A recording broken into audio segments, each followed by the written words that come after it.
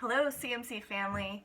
For those of you who don't know me, my name is Lucy Bryan Malenke, and I don't think I've seen any of you since probably December when my family and I left Harrisonburg for Coshocton County, Ohio, which is where my husband grew up in a small intentional community. And we've been living here for the past 6 or 7 months. I've been on sabbatical from my job and working on a novel. So today I have been asked to talk about a holy surprise in my life, and I wanted to speak about my journey as an anti-racist. So probably like many of the white folks in our congregation, I've been on a journey for a long time of figuring out what it means to be a white person in our society. I've been reckoning with my family history, with my privilege, with what it means to be a teacher, and with my own conscious and unconscious acts of racism.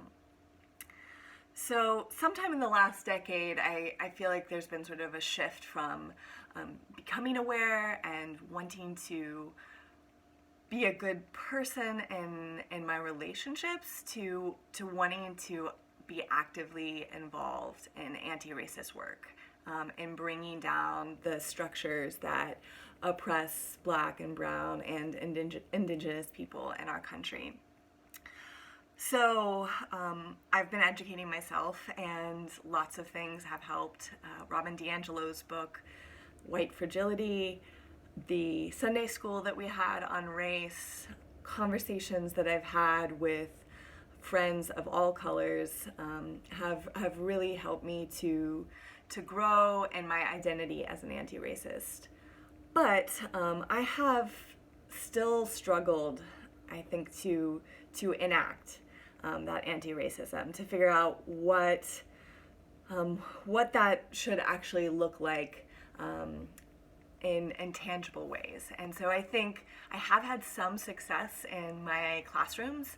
I engage my students in really candid and difficult discussions about race, and that's been meaningful work. But my classroom, like most of the spaces I occupy, is a majority white space, and I still feel that my life is largely segregated, and that's a problem. So where does the holy surprise come in? When I moved to Coshocton in December, I think the last thing I expected was to come here and to be part of forming a grassroots community group focused on racial justice. This county is 97% white. I rarely see or interact with people of color here. But because of the events that are unfolding during this time, I had an opportunity to be part of a march, and through that I met two young women of color who are community organizers, and we decided to team up and form this organization.